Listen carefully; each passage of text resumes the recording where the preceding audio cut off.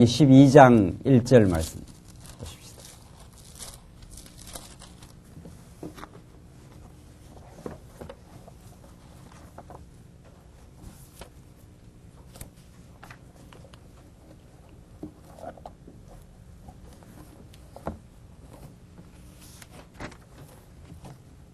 네, 우리 하나님의 말씀 구약성의 신명기 12장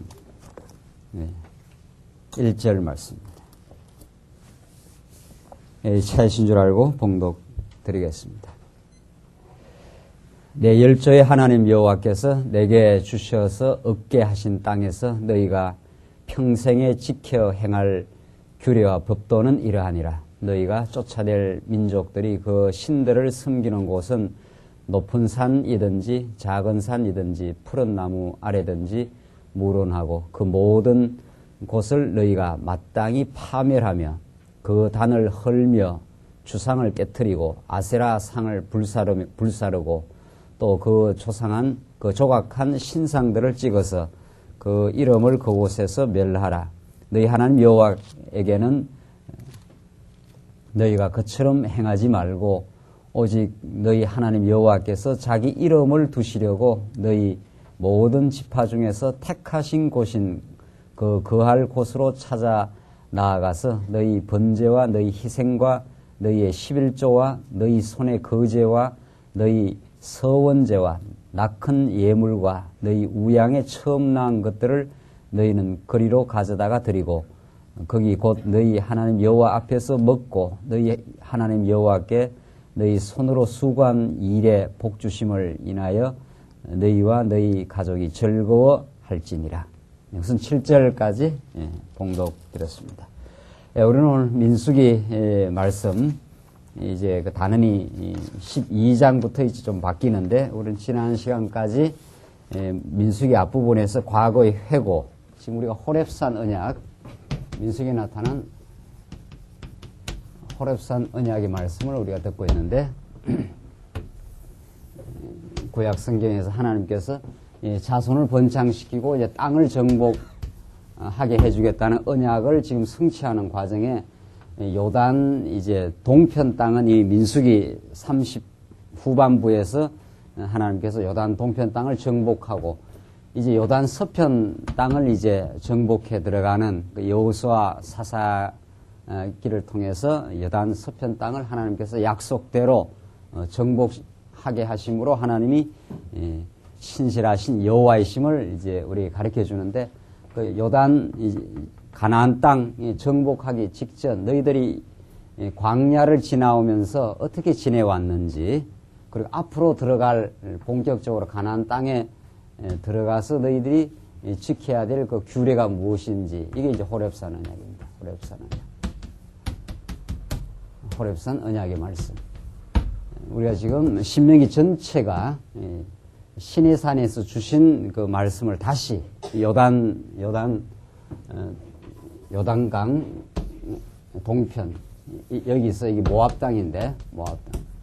하나님께서 40년 세월을 거쳐서 약속의 땅으로 이제 인도해 가기 바로 직전, 물론 요단 동편 땅도 이제 이미 정복했습니다. 정복하고 여기서 내가 약속한 이 가나안 땅에 이제 들여다 보내준다.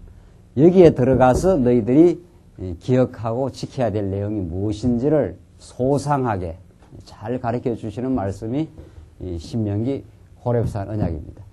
그 신명기 호렙산 언약이 처음에는 과거 회고가 나오고 앞부분에서 너희들이 어떻게 이 땅까지 왔느냐, 너희들이 의롭고 하나님 잘 섬겨서 온 것이 아니다. 너희들은 목이 곧은 백성이요 가데스 바니아에서 전부 하나님 약속한 땅으로 건너가라 했을 때도 너희들 다 하나님 불순종하고 어리석었지 않았느냐. 그래도 하나님께서는 아브라함과 맺은, 이삭과 맺은, 야곱과 맺은 언약 덕분에 하나님께서 너희들을 이 땅으로 신실하신 하나님의 자비하심 덕분에 이 땅까지 왔다. 앞으로 이 땅도 너희 들어가게 될 것이다. 들어가게 될 때 너희들이 지켜야 될 규례가 이런 것이다 하면서 이 과거 회고를 쭉 해왔습니다. 굉장히 중요한 부분이었습니다. 여러분과 저도 여기까지 오게 된 것이 우리의 의로움이 아니라 하나님께서 우리를 아브라함과 이삭과 야곱과 맺은 언약, 그 언약의 성취자이신 그리스도 안에서 우리를 사랑하시고 우리를 덮어주시고 우리를 새롭게 하셔서 우리를 이 땅까지 오게 한 거지. 자, 이제 본격적으로 들어간다. 들어가서 너희들이 지켜야 될 계명이 있다. 이게 이제 십계명을 중심으로 해서 이 계명을 주십니다. 이 계명을 설명하는 데 있어도 광야에서 시내산에서 한번 계명을 주었지만 너희들 이 광야에서는 다 너희들 어겼지 않았느냐. 그걸 밝혀줍니다. 계명을 받으러 갔을 때 너희들 다 금송아지 섬기면서 그 계명을 벌써 계명 1계명을 너희들 다 어겨버린 백성이었다. 그래서 모세가 막 진노하고 그 돌판을 깨뜨렸는데 하나님께서 다시 너희들을 용서해서 이 광야에서는 어린아이 같은 철부지 같은 너희들을 아버지가 용서해서 하나님 아버지가 그래서 인도하세요. 여기 들어가면은 꼭 지켜라. 전날에는 너희들 어겼지 않았는가? 과거에는 너희들 어겼지만 여기 들어가면은 꼭 이 계명 지키면서 하나님 여호와를 기억하고 계명을 지킬 때마다 하나님께서 우리를 약속의 땅으로 은혜로 우리를 이 땅으로 인도했음을 기억하라. 이것이 지금 계명을 주신 말씀입니다. 그다음 오늘부터 배울 내용이 이제 규례입니다. 규례. 자, 신명기가 이제 만만치 않은 것이 이렇게 많은 계명 규례 이제 마지막 율례 네 번째 율례 수많은 이제 계명 규례 율례 이걸 어떻게 해석할 것이냐는 거죠.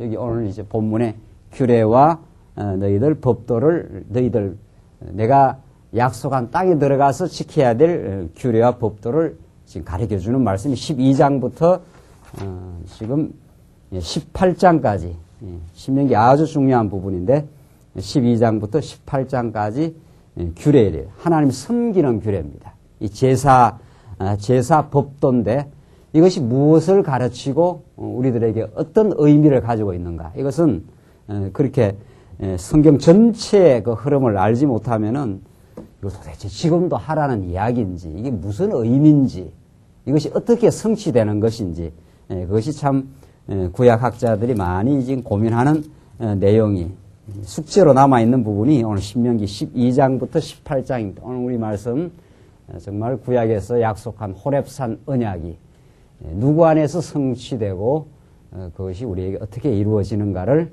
우리가 살피면서 하나님 여호와를 우리가 확인하도록 그렇게 하십시다. 12장 하나님 섬기는 규례인데 우선 규례 가운데 첫 번째가 하나님을 섬기는 규례. 이게 규례의 첫 번째 내용입니다.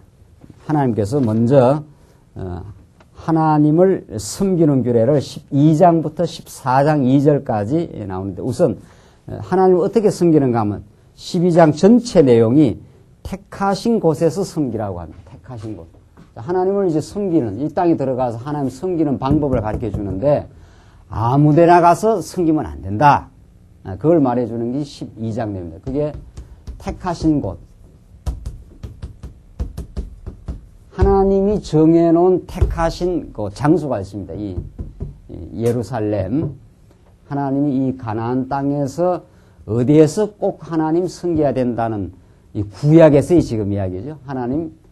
하나님이 정해놓은 그 장소에 가서 섬겨야 되지, 뭐 아무데나 가서 산당 짓고 아무 산에나 가서, 하나님을 섬긴다. 그걸 하나님이 받으시는 게 아니다. 그 말을 하거든요.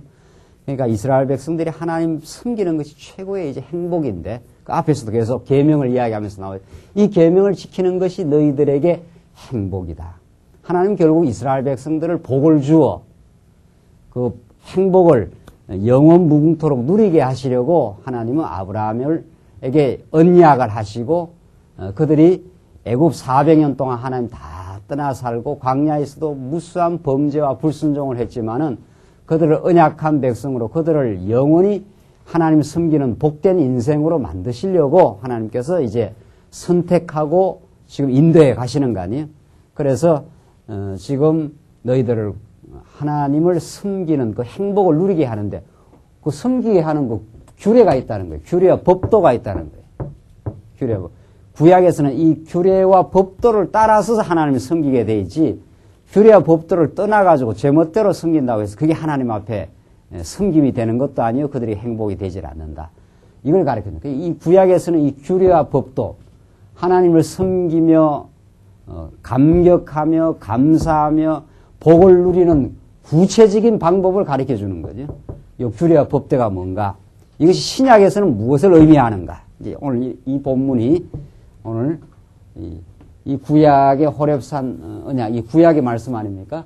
이것이 장차 그리스도 사건에서 어떻게 성취되고 오늘 살아가는 우리들에게는 어떤 의미를 가지고 있는가? 이것을 우리가 정확하게 이해해야 돼요. 그래서 12장 1절 한번 봅시다. 1절로 14절 우상을 멸하고 택하신 곳에서 하나님을 섬기라고 멸합니다. 자, 하나님 섬기는 방법인데 내 열조 하나님 여호와께서 내게 주셔서 얻게 하신 땅에서 나오잖아요. 내 열조, 아브라함과 이삭과 야곱, 이 다 이스라엘 백성들의 열조입니다. 열조의 하나님 여호와께서 약속을 이루시는 그분께서 이 말이죠. 내게 주셔서 얻게 하신 땅에서 너희가 평생에 지켜 행할 규례와 법도는 이러하니라. 하나님께서 너희들에게 그 땅을 하나님의 약속대로 하나님의 신실하심 덕분에 그 땅을 반드시 주고야 말 것이다. 이것부터가 하나님의 그 은혜와 사랑을 이제 드러내는 거죠. 이스라엘 백성들이 꿈에도 그리는 그 애굽에서 얼마나 많은 그 400년 종살이하며 죄와 사망의 법에서 끌려다니며 이제 하나님을 섬기는 그 생명의 삶을 이제 살게 되는 이 가나안 땅 그 자체가 하나님께서 거저 베풀어 주신 하나님의 능력으로 신실하심으로 베풀어 주신 땅인데 그 땅에 들어가서 너희들이 평생에 이제 즐거이 하나님을 섬기게 되는 너희가 평생에 지켜 행할 규례와 법도는 이러하다.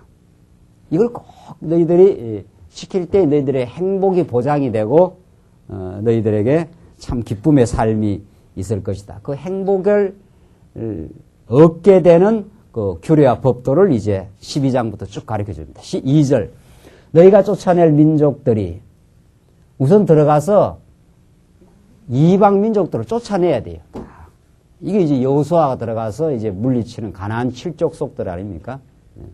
너희가 쫓아낼 민족들이 그 신들을 섬기는 곳은 높은 산이든지 작은 산이든지 푸른 나무 아래든지 무론하고 그 모든 것을 너희가 마땅히 파멸하며 전부 파괴하고 다 없애버리라는 거예요. 이방 신을 섬기던 모든 그 제단들을 완전히 다 파멸하라. 3절 보십시다.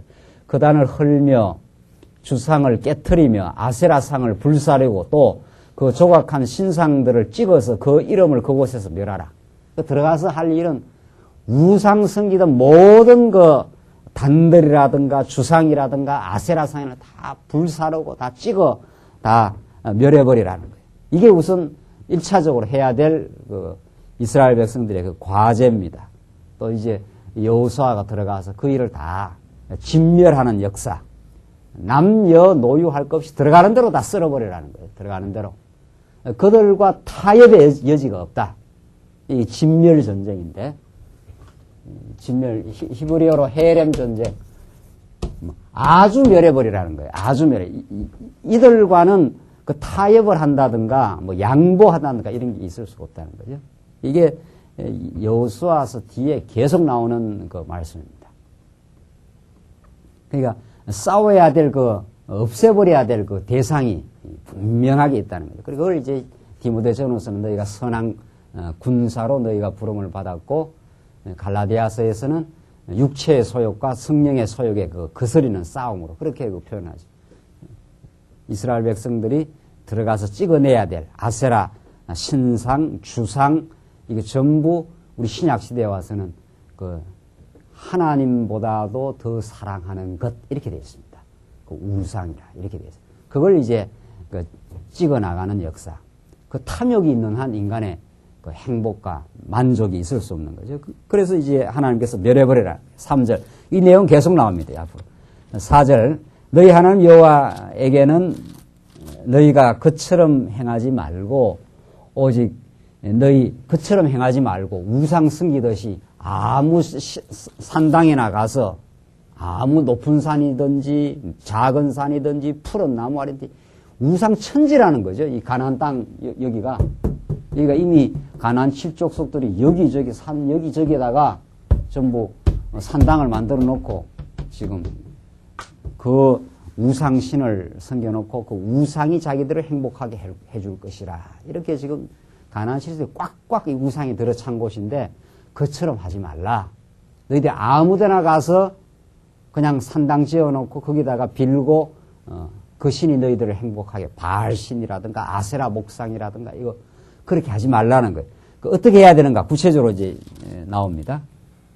5절 오직 너희 하나님 여호와께서 자기 이름을 두시려고 너희 모든 지파 중에서 택하신 곳인 모든 지파 중에서 택하신 곳인 그 거할 곳으로 찾아 나아가서 이 예루살렘 성전입니다. 예루살렘.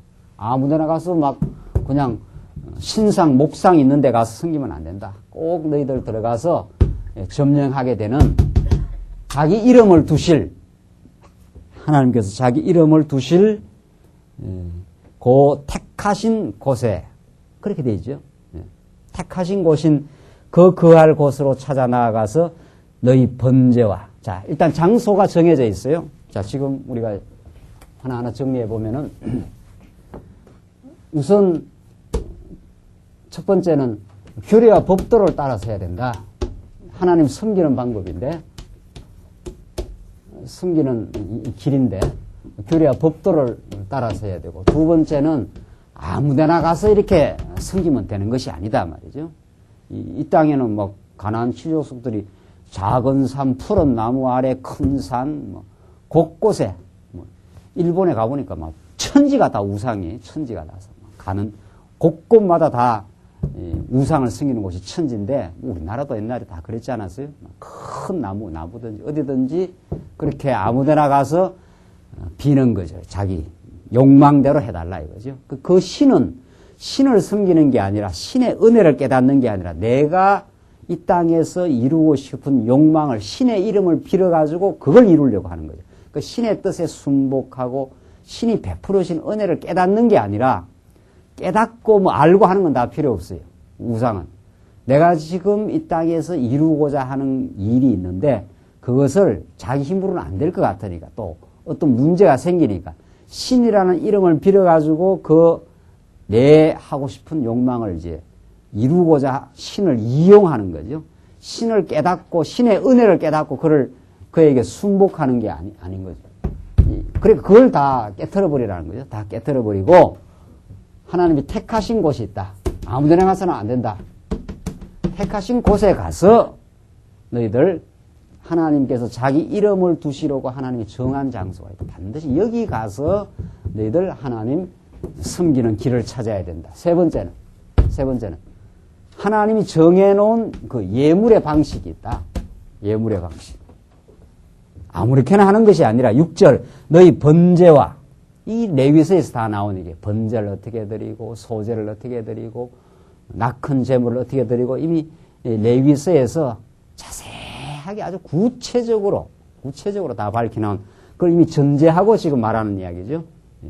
이미 신명기에서는 시내산 언약, 레위서 주신 시내산 언약을 다 전제하고 지금 그것을 지금 말하는데 6절 어떻게 너희 번제와 너희 희생과 너희의 11조와 너희 손의 거제와 너희 서원제와 낙헌 예물과 너희 우양의 처음 난 것들을 너희는 그리로 가져다가 드리고 이렇게 돼 있어요. 자, 이 정해져 있는 제물이 있어요. 제물이. 번제도 드리고 11조도 드리고 거제도 드리고 낙헌 제물 이게 절거히 드리는 제물 기타 등등 처음 낳은 거 이런 것들이 이미 레위서에서 하나님께 가지고 가야 될 그 제물입니다. 뭐 요즘 11조가 문제가 되어 있는데 11조를 가지고 우리가 2단이니 3단이니 하고 지금 이야기가 나오고 있는데 지금 구약에서 11조가 다 이런 내용들이죠. 하나님께 드려야 될 그 예물 아닙니까? 11조는 오늘날 연보하고는 거리가 멀어도 한참 멉니다. 연보하고. 만약에 오늘날 11조를 자꾸 우리가 드리고 쓰는 연보로 말한다면은 우리가 드리는 연보와 그러면 예수 그리스도를 상징하는 게 돼요. 지금 여기 지금 보십시오. 규례와 법도가 하나님을 섬기는 길입니다. 이것은 제일 근본적으로 규례와 법도. 그렇잖아요. 이 길을 따라서 너희가 하나님을 섬기고 기쁨을 누릴 수 있다. 지금 그 말이거든요. 그게 뭐냐? 택하신 곳에서 해야 된다. 아무 데나 해서는 안 된다. 반드시 하나님이 지정해 준 장소가 있다. 이 길을 따라서만 하나님이 섬김을 받고 너희들의 행복이 있다. 두 번째, 하나님이 정해놓은 예물이 있다. 하나님이 정해준 예물이 있다. 그것이 번제를 드리고 너희들 들어가서 거기서 얻게 되는 땅에서 나는 모든 것들의 또 양들의 11조를 드린다. 10분의 1을 반드시 하나님께 드리는 예물로 드려야 된다. 그 예물의 일종입니다. 제물의 일종이에요. 이게 제물. 이게 지금 규례라는 것이 하나님께 제사 행위거든요. 제사를 하나님께 드리는 그 장소가 정해져 있고 드리는 제사 제물이 정해져 있어요. 11조가 딱 정해져 있어요. 낙큰 예물, 제사를 드리고 하나님이 이스라엘 백성들의 죄를 다 용서했다 했을 때 아주 즐거울 낙자 아닙니까? 감사제입니다. 이 낙큰 예물이. 하나님 참 우리의 죄를 받아주셔서 우리의 죄를 다 용납하시고 수용하시고 죄 없다 해주셔서 다시 1년 동안 살아갈 수 있도록 그게 1년에 한 차례 대제사장이 택하신 곳에 양을 가지고 가서 그 피를 가져가서 완전히 다 사해주는 거예요. 또 처음 낳은 것. 이게 전부 처음 낳은 것. 두 번째 낳은 걸 드리면 안 된단 말이죠. 이게 다 뭐냐 말이죠. 이게 전부. 이게 무엇을 지금 상징하는 거냐. 지금 이렇게 안 하잖아요. 지금 만약에 우리가 여러분이 예루살렘에서 택하신 곳에 가서 여기 구약식으로 구약의 방식으로 하려면 이 뭐 돈 없는 사람 제사나 드리겠어요? 예루살렘으로 비행기 타고 가야 돼. 예루살렘 평생 한 번도 안 가봤는데 저는 그럼 한 번도 가면 예배를 안 드렸다는 게 되는 건데 언제 한 가볼지 모르지만은 그렇게 안 돼 있잖아요. 이 택하신 곳이 예루살렘이에요. 구약에는 반드시 거기 가서 하나님이 정한 곳에 가서 해야 되고 하나님이 정해놓은 예물의 방식이 있어요. 좀 더 읽어보죠. 마지막 해설. 이게 계속 나오는 이야기예요. 지금 택하신 곳에 하라는 게. 그래서 너희는 그리로 가져다 드리고 7절 거기 곧 너희 하나님 여호와 앞에 먹고 너희 하나님 여호와께서 너희 손으로 수고한 일에 복주심을 인하여 너희와 너희 가족이 즐거워할지니라. 거기서 너희들이 먹고 즐거워하라는 거예요. 먹고. 이게 예물일 뿐만 아니라 이게 먹는 것기도 합니다. 이스라엘 백성들이 예물을 한편으로 드리기도 하고 그것을 먹기도 하고 그렇게 하라는 거예요. 이게 구약적 제사의 방식이었어요. 이게 구약적인 이것이 신약에서 어떻게 성취되느냐가 중요해요. 여러분과 저한테는 이제 이 구약은 우리 21세기 살아가는 이 거리가 얼마나 있습니까? 이게 거리가. 구약에 이렇게 하라는 거예요. 구약에 이런 가나안 땅에 들어가서 이게 여기 와서 이렇게 하라는 이야기가 아니잖아요. 이걸 어떻게 해요? 이걸 예루살렘도 멀기도 하고 지금 우리는 양도 안 키우는데 말이죠. 양 키우는 사람들이나 제사들이지 지금 오늘날 사회가 다 산업 사회가 돼가지고 양도 안 키우고 하는데 어떻게 제사를 드리느냐 말이죠. 구약식으로 하면. 구약은 장차 오실 메시아에 대한 호렙산 언약 아니냐 말이죠. 메시아가 이 일을 이루고 메시아의 지체가 되는 우리 성도에게 어떻게 이루어지느냐. 지금 이게 중요한 거예요. 자, 우리 계속 읽고 이제 결론에서 그걸 이야기하겠는데 그걸 먹고 아주 즐거워하는 일을 그 택하신 곳에서 한다는 거예요. 그래서 8절을 보시죠. 8절 위에서 우리가 오늘날 여기서는 각기 소견대로 하였거니와 너희가 거기서는 하지 말지니라. 이게 항상 달라요. 여기서는 각기 우리가 마음대로 했잖아요. 광야에서는 말이죠. 광야에서는 내 마음대로 욕망대로 살고 하나님 하라는 거 불순종하고 들어가라는데 안 들어가고 말이죠. 모세를 따라가면 된다는데 모세를 반역해갖고 모세가 우리를 죽이려고 이를 데리고 왔느냐 그러고 모세가 죽이려고 안 데려왔거든요.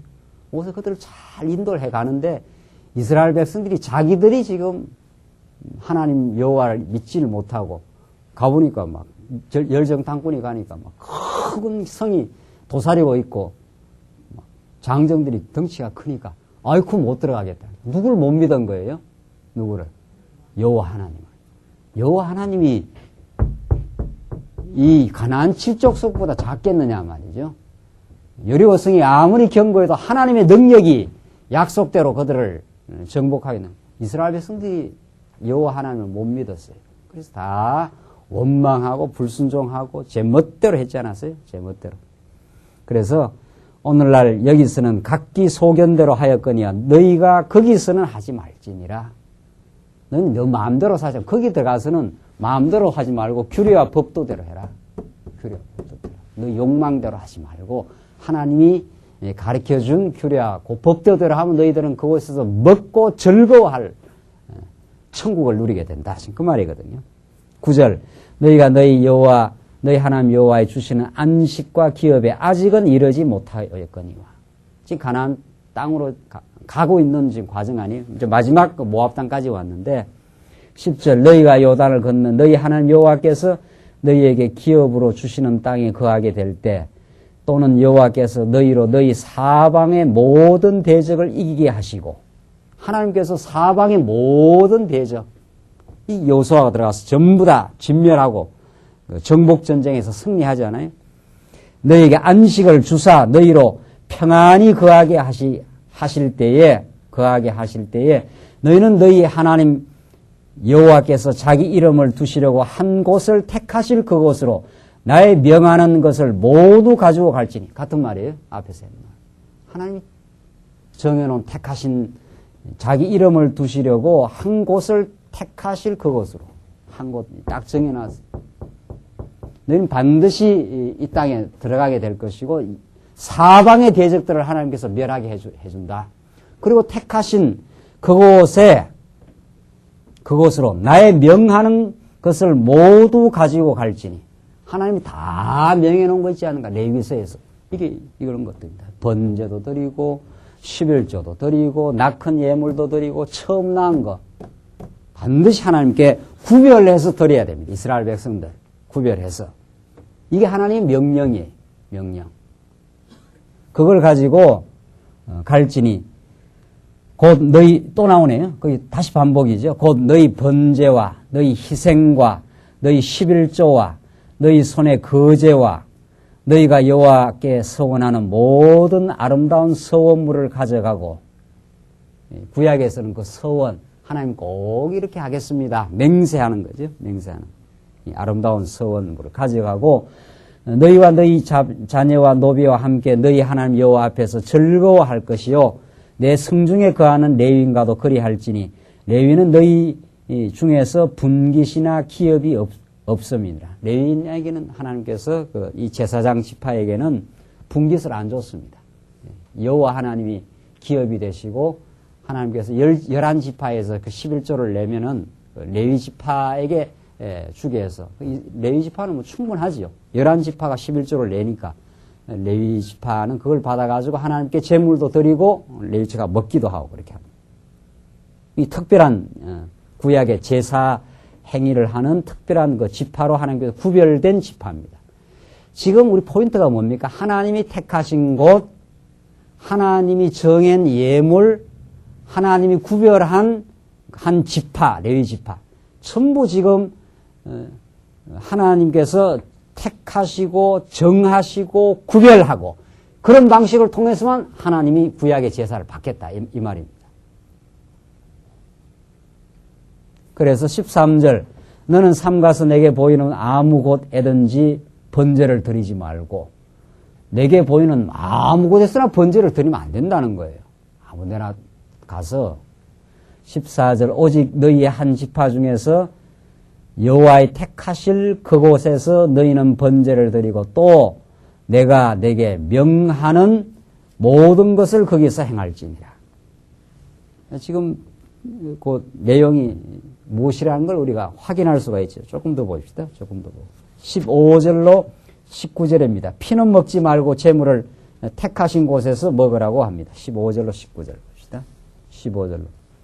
그러나 내 하나님 여호와께서 내게 주신 복을 따라 각성해서 내가 마음에 즐기는 대로 생축을 잡아 그 고기를 먹을 수 있나니 자 먹는 것은 각성해서 먹을 수 있다는 거예요. 제사 행위는 하나님이 택하신 그곳에서 해야 되는데 먹는 것은 각성해서 내 마음에 즐기는 대로 먹을 수 있다. 그래서 생축을 잡아 그 고기를 먹을 수 있나니 곧 정한 자나 부정한 자를 물론하고 노루나 사슴을 먹음같이 먹으려니와 오직 그 피는 먹지 말고 물같이 땅에 쏟을 것이며 이 피는 생명이기 때문에 하나님께 바쳐야 되는 것이기 때문에 피를 자기들이 먹으면 안 돼. 이 하나님에게 속한 생명이라 하는 하나의 상징입니다. 그 피를 먹어서는 안 되고 물같이 땅에 쏟을 것이며 17절 너는 곡식과 포도주와 기름의 11조와 내 우양이 처음 낳은 것과 너의 서원을 갚는 예물과 너의 낙큰 예물과 내 손의 거제물은 너의 각성에서 먹지 말고 그 생축 고기는 먹을 수 있지만은 이 예물은 각성에서 먹지 말라는 거예요. 그리고 18절 오직 내 하나님 여호와께서 또 나오죠. 택하신 곳에서 내 하나님 여호와 앞에서 너는 내 자녀와 노비와 성중에 거하는 레위인과 함께 그것을 먹고 또 내 손으로 수고한 모든 일을 인하여 내 하나님 여호와 앞에서 즐거워하되 너는 삼가서 내 땅에 거하는 동안에 레위인을 저버리지 말지. 레위인을 저버리면 안 되죠. 레위인을 저버리면 구약의 제사 행위가 지금 이게 규례와 법도가 이 제사 행위인데 제사 행위입니다. 이게 이스라엘 백성들이 가나안 땅에 이제 앞으로 살면서도 그곳에서 범죄를 합니다. 또 그 후대 역사에서 얼마나 많이 드러납니까? 사사기에서도 이스라엘 백성들 또 범죄하고 또 범죄하고 그 범죄하고 실수했을 때 이스라엘 백성들이 회복되는 살아나는 그 역사가 하나님이 지금 정해놓은 이 규례거든요. 그게 하나님이 섬기는 일인데 하나님이 용서를 경험하는 택하신 그 장소 이게 이스라엘 백성들의 생명줄입니다. 이 예루살렘이 없으면 이스라엘 백성들은 아주 여기서 멸망하게 된단 말이죠. 그래서 하나님께서 지금 이 제사 행위를 규례와 법도를 가르쳐 주면서 지금 이 규례와 법도를 꼭 평생에 해라. 너희들 들어가서 하나님 앞에서 살다가 또 범죄할 날이 온다. 또 실수할 날이 온다. 그때 이 규례와 법도를 행하면 된다. 이 말이거든요. 그러면 이 땅에서 장구하게 즐거이 살 수 있는 길이 있다. 어떻게 해야 되는가? 택하신 곳에 찾아가야 된다. 아무 데서나 하면 안 된다. 생축 먹는 것은 각성해서 먹을 수 있지만은 내가 정한 예물을 너희들이 아무 데서나 먹을 수가 없다. 그건 택하신 곳에 꼭 가야 된다.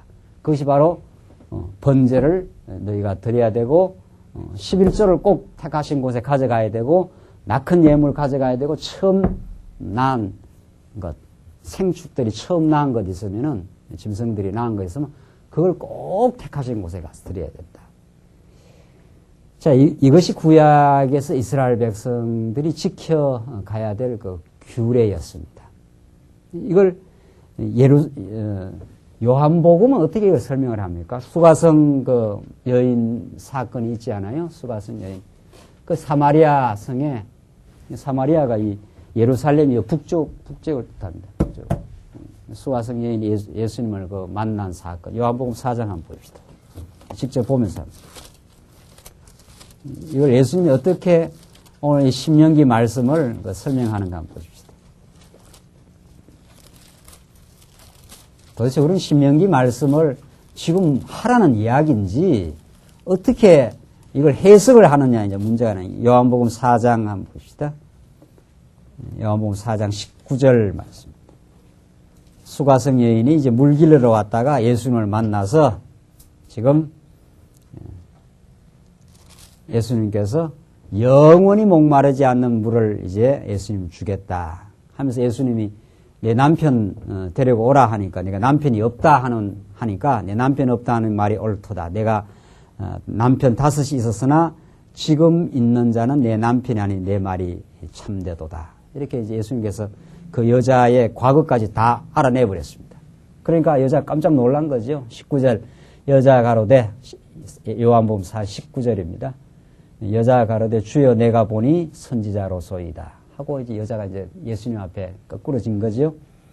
그러면서 지금 하는 말이 우리 조상들은 이 산에서 예배하였는데 당신들의 말은 예배할 곳이 어떻게 해요? 예루살렘에 있다 하더이다. 지금 이 수가성 여인이 이 사마리아 이 북쪽에 살고 있는. 그러니까 북이스라엘이 예루살렘을 떠나가지고 우리 구약 역사에서 우리가 다 알고 있는 내용이죠. 나중에 이렇게 갈라져갖고 다윗 솔로몬 이후에 갈라져가지고 북이스라엘은 이 예루살렘을 떠난 사람들입니다. 이 남쪽 유다는 계속 예루살렘, 유다 민족은 예루살렘에 거하고 있어요. 그래서 북쪽이나 남쪽이나 솔로몬 이후에 범죄는 어떻게 합니까?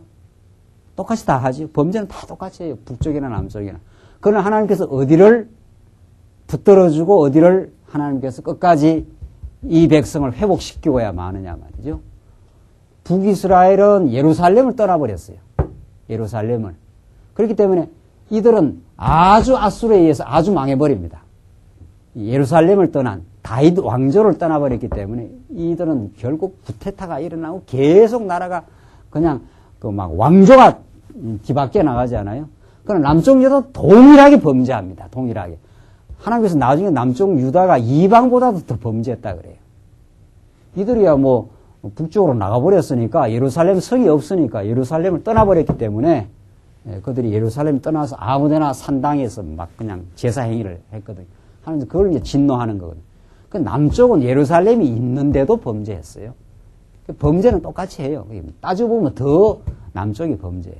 이런 거 보면은 여러분과 제가 예수 안 믿는 사람보다도 더 나은 게 하나도 없습니다. 하나님 앞에서 나은 게 하나도 없어요. 여기 이렇게 앉아서 우리가 지금 예배 드리고 하나님께 지금 은혜를 깨닫고 하는 게 뭐 나은 게 있어서 아니에요. 따지고 보면은 더 문제가 많을 수 있어요. 하나님 보실 때 똑같아요. 똑같은데 왜 남쪽은 안 망하고 망했다가 회복돼요. 이들은. 남쪽은 계속 하나님과 왕조를 유지해 줍니다. 여기에 뭐가 있으니까? 예루살렘 성이 있으니까. 하나님께서 자기 이름을 두신 예루살렘 성 때문에 그들을 용서하고 그들이 양을 잡아가지고 다시 오면은 하나님 받아줘요. 그래서 여러분과 제가 안 믿는 사람하고 다른 게 그 차이가 있을 뿐입니다. 행위에서는 근본적으로 말하면 동일한 범죄였어요. 동일하게. 다 하나님보다 피조물을 더 섬기고 말이죠. 그러나 하나님이 이들은 아브라함과 다윗의 자손 예수 그리스도 안에서 우리를 지금 용서하듯이 남쪽 유다 백성에게는 예루살렘 성전에서 이들을 하나님께서 용서하시겠다고 하는 호렙산 언약이 있기 때문에 우리가 지금 호렙산 언약에서 자기 이름을 들어 너희들이 범죄하면 양을 잡아서 11조를 가지고 와서 첫 새끼를 가지고 와서 얘한테 제사를 드리면 너희들이 다시 회복되는 그 용서를 경험하게 될 것이다. 이래서 이게 남쪽 유다가 살아나요. 남쪽 유다는 바벨론으로 이들도 북쪽 유다는 아수르에게 북이스라엘은 아수르에게 망하고 남쪽 유다도 다 바벨론에게 망하잖아요. 그러나 다시 이들은 다시 70년 만에 다시 돌아와요. 다시 살아나요. 이게 남쪽 유다가 감격하고 회복되는 거 놀라요. 우리도 다 범죄했습니다. 그 말이거든요. 에스라 네헤미야가 돌아와서 얼마나 과거 이스라엘 백성들의 어리석음을 통회하고 자복하는지 모릅니다. 그럼 다 우리도 북이스라엘과 다를 바 없이 더 심하게 우리도 다 범죄했는데 우리 어떻게 이렇게 돌아옵니까? 하나님께서 호렙산 언약 이 언약 때문에 하나님께서 이미 그 규례를 방식을 은혜로 이미 설정을 해줬어요. 너희들 들어가면 너희들의 연약함을 하나님 너무도 잘 알아요. 그래서 너희들이 돌아오면 된다는 거거든요. 택하신 그곳에.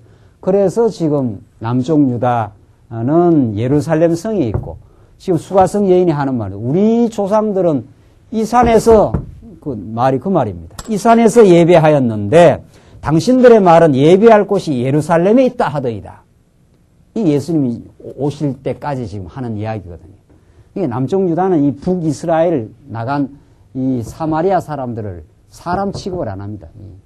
이 예루살렘이 성이 없는 곳은 너희들은 다 이방인들이나 다 마찬가지다. 이렇게 해서 그 사마리아 사람들 개돼지 다 취급을 다 했거든요. 그 유대인들의 자기 민족적 우월성. 지금도 그렇지 않아요. 지금도 유대인들이 그걸 가지고 있거든요. 지금도. 그 예수님 당시에 뭐 굉장한 겁니다, 이 사람들이. 너희들은 우리하고는 전혀 다르다. 이렇게 그 사마리아 사람들을 하대하고 배격하고 지금 그랬거든요. 그러니까 지금 수가성 여인, 이 사마리아에서 온 수가성 여인 아닙니까? 그러니까 이 산에서 예배하는데 당신들의 말은 예배할 곳이 예루살렘이 있다 하더이다. 21절. 예수님이 이제 설명을 해줍니다. 예수께서 가라사대 여자여 내 말을 믿어라. 이 산에서도 말고 어떻게 해요? 예루살렘에서도 어떻게 해요? 말고 너희가 아버지께 예배할 때가 이러니라. 이젠 다 구약은 다 그림자였다. 구약에는 물론 예루살렘이 그렇게 중요했다. 그래서 지금 남쪽 유다가 살아날 수 있는 유일한 길이었다. 이제는 이 구약의 모든 내용들, 호렙산 언약 전부가 호렙산에서 택하신 곳에서 와라. 정한 예물을 가지고 와라. 그래야 하나님이 너희들을 용서해주고 너희 즐거워하는 날이 온다. 이 모든 즐거운 예배, 하나님의 그 제사 행위는 이제 내가 와서 다 이루기 때문에 이 산에서도 말고 예루살렘에서도 하는 게 아니다. 그건 다 구약의 그림자였다. 지금 예수님 지금 하신 말씀이 그 말이죠. 그래서 너희가 아버지께 예배할 때가 이르리라. 22절. 너희가 알지 못하는 것을, 너희는 알지 못하는 것을 예배하고. 사마리아인들 알지도 못해요. 하나님이 어떤 분인지 알지도 못하고 그냥 자기 욕망만을 이루려고 한 거죠. 우리는 아는 것을 예배하노니. 우리는 하나님이 어떤 분인가를, 정말 하나님이 얼마나 자비로우신 분인가를, 하나님이 얼마나 우리에게 무궁하게 용서해 주시는 분인가를, 택하신 장소로 양만 가지고 오면, 11조만 가져오면 너희들의 모든 죄를 사해 주시는 분으로. 우리는 그런 하나님을 알고 있다. 그런 하나님을 우리는 앞에 한없이 그 은혜를 깨닫고 감사 예배를 드리는, 이게 나 큰 예물이거든요. 번제를 막 불로 다 태워드리잖아요. 이스라엘 백성들이 죽어야 될 그 자리에 양이 죽는 장면이거든요. 그 자리에.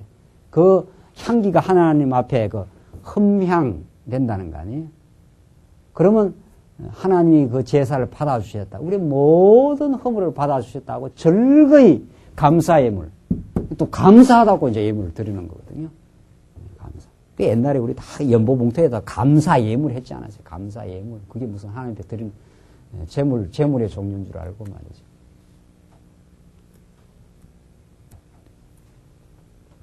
(11조) 뭐 다 그런 거였어요.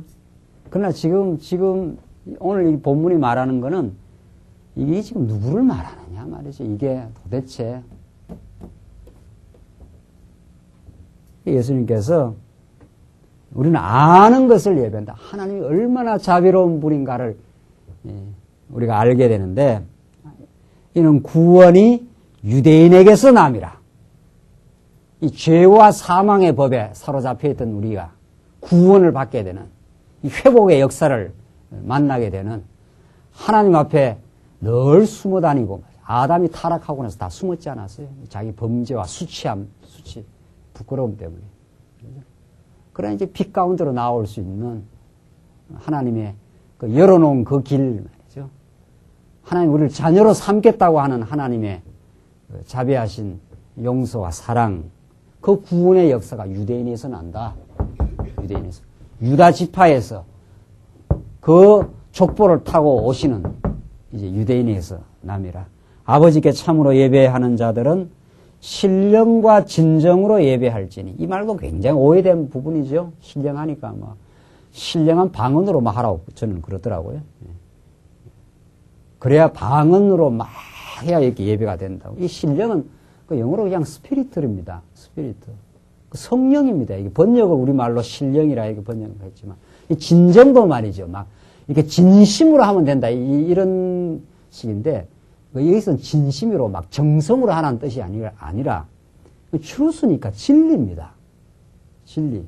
성령과 진리 대신 예수 안에서 예배가 이루어진다. 이런 뜻이거든. 그 예수가 그리스도이심, 그가 우리를 용서하심, 그가 우리를 영원히 사랑하심, 그의 희생 제물이 우리의 모든 죄를 다 용서받으심. 그 말이거든요. 곧 이때라. 아버지께서는 이렇게 자기를 예배하는 자들을 찾으시느니라. 하나님은 영이시니 예배하는 자는 신령과 진정으로 예배할지나 성령의 인도 따라서 진리 안에서 그 말이죠. 진리는 예수가 그리스도이심이니까 그가 우리의 왕되심을 깨닫고 그가 우리의 모든 삶을 지배하는 분임을 범사에 인정하는 것. 이게 우리의 예배라는 거죠. 자, 그러니까 이제 결론 지금 어떻게 됩니까? 오늘 여기까지 쭉 지금 12장 내용을 지금 예언을 해왔는데 구약에서는 택하신 곳에서 예물을 꼭 가지고 가서 11 번제도 드리고 11제도 드리고 낙헌 예물도 드리고 처음 난 것도 드려서 하나님 앞에 즐거이 예배를 드리라. 그러니까 수가성 여인이 우리 조상들은 이 산에서 이 사마리아 이 산에서 드리라 하고 당신네들은 예루살렘에 꼭 가서 드려야 한다고 합니다. 이게 구약의 이 신명기 전통을 지금 쭉 알고 있는 사람들이거든요. 구약 유대인들은 아무 데 가서 지어서 드리면 안 돼. 너들은 우리는 꼭 예루살렘에서 드려야 돼. 택하신 곳에서 드려야 돼. 아무나 가지고 가면 안 되고 이걸 꼭 가지고 가야 하나님이 너희들을 용서해주고 받아줘. 이걸 아직도 이 예수님 당시 유대인들이 그걸 예수님이 완전히 혁파해버린 거지요. 이 산에서도 말고 예루살렘에서도 이제 하는 거 아니야. 그건 다 구약의 그림자였어. 이제는. 그 구원이 유대인에서 나는데 구원의 역사. 이 구원이 이제 하나님을 아는 것. 그게 구원 아니에요? 전날에 하나님을 몰랐다가 유대인에서 나는데 신령과 진정으로 예배를 드린다. 예수 안에서 예배가 이루어진다. 지금 그 말이에요. 성령이 예수를 우리에게 깨닫게 하셔서 택하신 그 장소가 바로 그리스도 안에서 사도 바울이 계속 에베소서에서 그리스도 안에서 너희를 구원하신 하나님, 그리스도 안에서 너희를 용서하시는 하나님, 그리스도 안에서 너희를 머리가 되셔서 너희를 다스려 주시는 하나님 말이죠. 이제는 어디에 우리가 처하든지 우리가 오늘 이렇게 모인 것이 그리스도 안에서 하나님을 즐거이 만나는 오늘 진리 안에서 만나요. 진리 밖에서 아무리 진리를 모르고 예배당에 모였다고 해서 그 예배가 드려지는 게 아니라는 거죠. 예수는 그리스도이십니다. 그가 우리의 왕이십니다. 메시아라는 게 그 말 아닙니까? 그가 우리를 이 땅에 나게 하고 이 땅에 보낸 뜻이 있고 이 땅에 살게 하는 이유가 있고 이 땅에서 때로는 고통을 받게 하시는 이유가 있고 그리고 이 땅에서 새로운 회복의 역사를 만드시는 그의 왕의 통치가 우리의 삶 속에 있어. 그를 왕으로 모시는 것, 그게 예배예요. 그게 신령과 진정으로 드려지는 예배. 범사의 하나님을 인정하는 것. 그게 우리가 우리 마음대로 되느냐 말이죠. 우리 옛 소욕은 범사의 하나님 인정 안 하지요. 범사의 내 뜻대로 하고 싶어 하고 그런 어리석은 생각을 점점 이제 포기해 가는 것. 점점 포기해 가는 것. 그것이 로마서에서는 한 번도 곱씹어서 또 말해요. 로마 12장에 가면 그 영적 예배를 지금 요한복음에서는 신령과 진정으로 드리는 예배를 로마서에 가면은 말이죠. 로마서 앞부분에서 얼마나 인간이 하나님보다도 피조물을 더 섬기는 정말 무정하고 사악하고 피 흘리는데 발이 빠르고 인간의 그 모습을 로마서 그렇게 적나라하게 나열해 나가지 않아요? 그래서 하나님의 영광에 이르지 못하더니 했지 않았어요? 그러나 하나님께서 예수를 너희가 연약할 때, 죄인 되었을 때 예수를 보내서 하나님 무궁한 사랑을 확정하여 너를 의롭다 하지 않았냐. 그러므로 너희가 드릴 영적 예배가 있다. 그 영적 예배를 그렇게 설명을 해요. 로마서에. 구약에는 이렇게 예배를 드리지만은 이제는 우리가 신령과 진정으로 예수 안에 복음을 깨달으면서 살아가는데 그 신령한 구체적인 영적 예배가 뭐냐 말이죠. 하나님의 기뻐하시는 온전한 뜻, 너희가 이제 세상 풍속을 따르지 아니하고 세상의 가치관을 따라가는 게 아니라 예수를 내 유일하고 절대적인 가치로 깨닫고 그 말 아닙니까? 그게 하나님이 기뻐하시고 온전한 뜻을 우리가 아는 겁니다. 이제는 예수 안에서 예수 아는 것이 최고의 고상한 가치라. 그가 내게 이루는 모든 것이 하나도 내게 복 주심과 무관한 것이 없다고. 내게 어떤 때로는 공고와 연단을 주어도 그게 하나님 기뻐한 뜻을 지금 알아가는 것. 세상에서 많은 것을 우리가 잊어버려도 하나님이 주시는 신령한 복을 한 번도 하나님께서 놓치지 않고 우리에게 주신 그 하나님의 선한 뜻을 깨닫는 것. 그렇게 깨닫으면 자기 믿음의 분량대로 우리는 지혜롭게 생각하게 돼요. 정말 자기를 하나님 앞에 잘 추스리고 하나님께서 내게 허락하신 것, 내게 허락한 적절한 은혜, 나를 나되게 하기 위한 하나님의 연단과 삶의 어려움들. 이것이 나를 하나님께서 나되게 하시는 하나님의 선한 뜻이라고 깨달아가는, 그게 영적 예배라는 거예요. 그렇게 깨닫고 마음의 평화를 얻는 사람은 이제 마음의 기쁨을 따라서, 즐거움을 따라서 지체의 섬김의 삶을, 가르치는 자는 가르치는 자로, 다스리는 자는 부지런함으로 그 섬김의 삶을 살아가는 것. 한번 보십시다. 로마서도 직접 한번 보면서 로마 12장. 그게 우리가 드릴 영적 예배라는 거예요. 12장 1절 한번 보십시오. 네.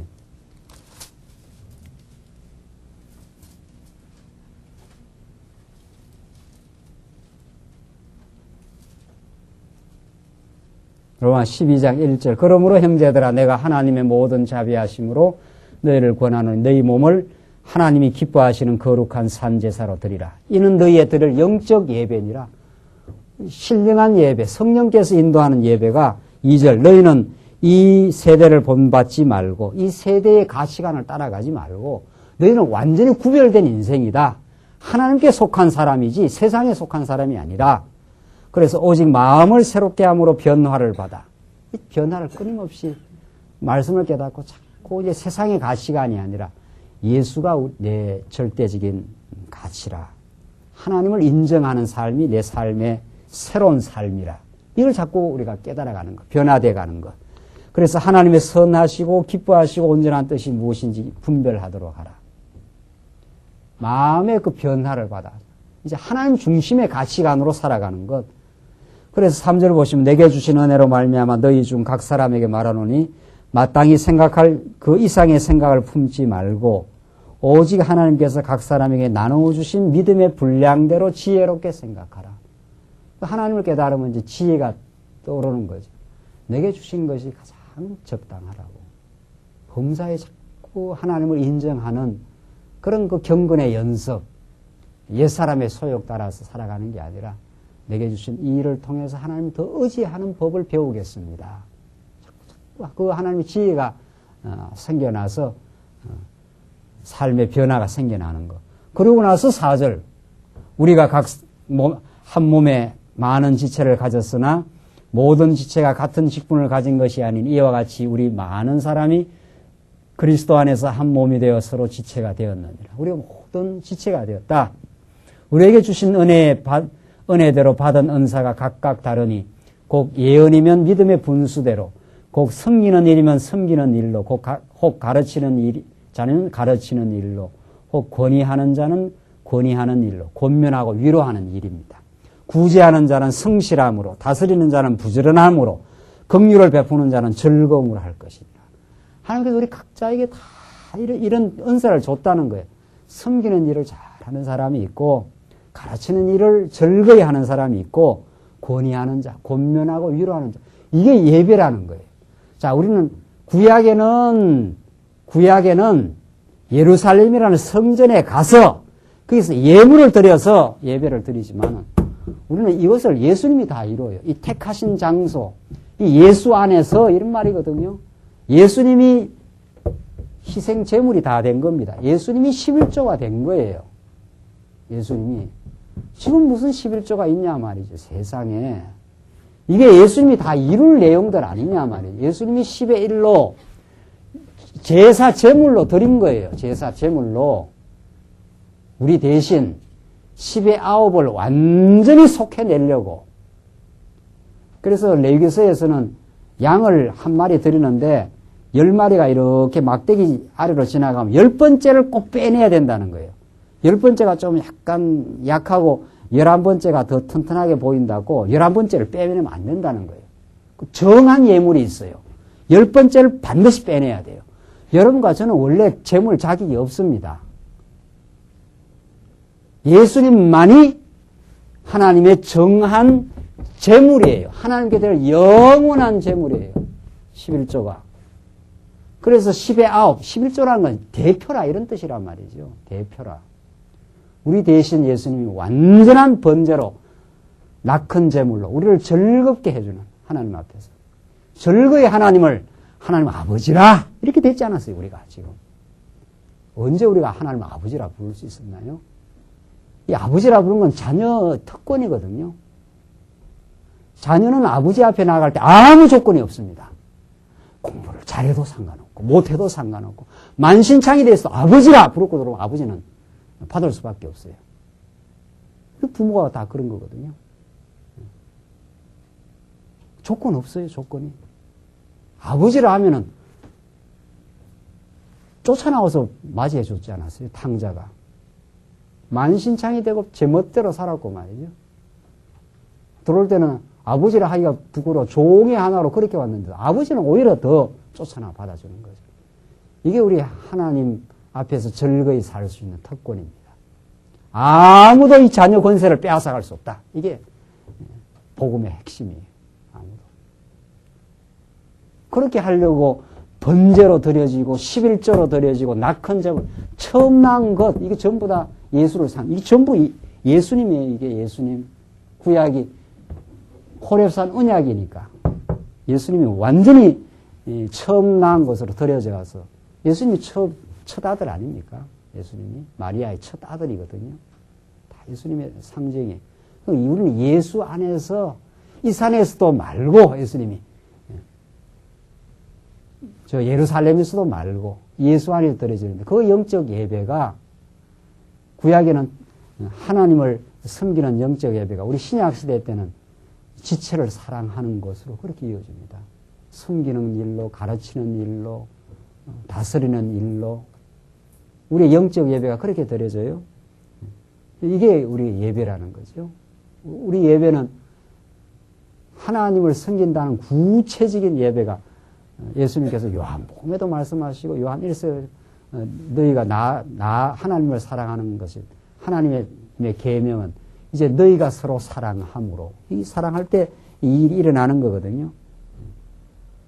그래서 9절에 사랑엔 거짓이 없나니 악을 미워하고 선에 속하라. 사랑하는 사람이 거짓을 행하겠느냐 말이죠.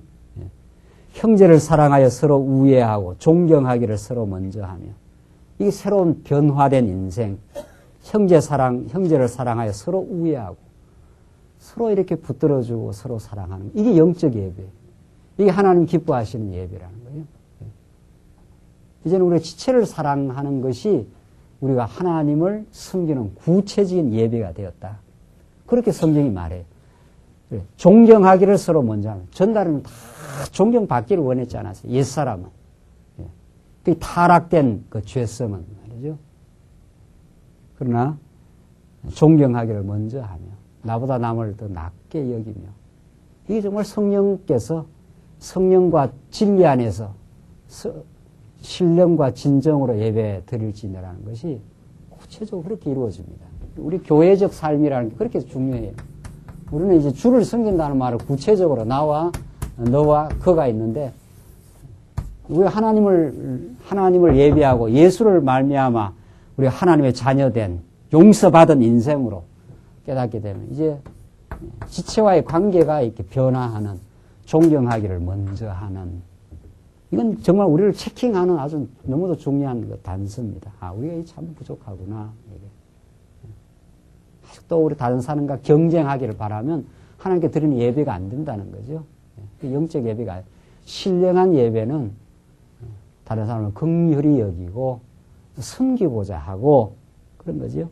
부지런하게 게으르지 말고 열심을 품고 주를 섬기라. 소망 중에 즐거워하며 환난 중에 참으며 소망 중에 즐거워하고 환난이 오면은 잘 참고 그냥 억지로 참으라는 게 아니라 억지로 참겠어요. 이 환난이 나를 더 새롭게 만들고요 말 것이다. 나를 더 주 앞에 나가게 한다. 사도 바울이 얼마나 많은 환난 중에 고린도 후서에 보면은 사망 선고를 받은 환난이 인생을 의뢰하지 말고 하나님만 의뢰하게 하려 하심이라. 그게 사도 바울이 삶의 고난 가운데 드렸던 그 예배입니다. 그러니까. 그렇게 예배를 드리라는 거죠. 그러니까 우리 예배는 구체적으로 이제 지체와의 관계 속에서 드려지게 됩니다. 그걸 어떻게 오늘 이 본문의 말씀이 명백하게 그렇게 말하고 있어요. 성도에 쓸 것을 공급하며 손대접하기를 힘써라. 참 이렇게 손대접하기 좋아하는 거. 그게 영적 예배란 말이죠. 지체들을 돌봐주고 붙들어주고 손대접하고 이렇게 우리 신약시대는 성령의 인도 따라서 전날에 탐욕을 부리고 경쟁하고 잘난 척하고 자기 자랑하고 그러던 인생이 예수를 자랑하고 지체를 사랑하며 그렇게 살아가도록 하나님께서 그렇게 하시려고 예수가 이 땅에 번제로 11조로 드려지시고 우리를 구속해낸 사건이라. 성경은 오늘 신약시대를 그렇게 말합니다. 그 언약을 예수가 이루고 지금 성령이 오셔서 지금 우리를 하나님 나라 백성으로 하나님 나라 공동체로 이렇게 불러주셨어요.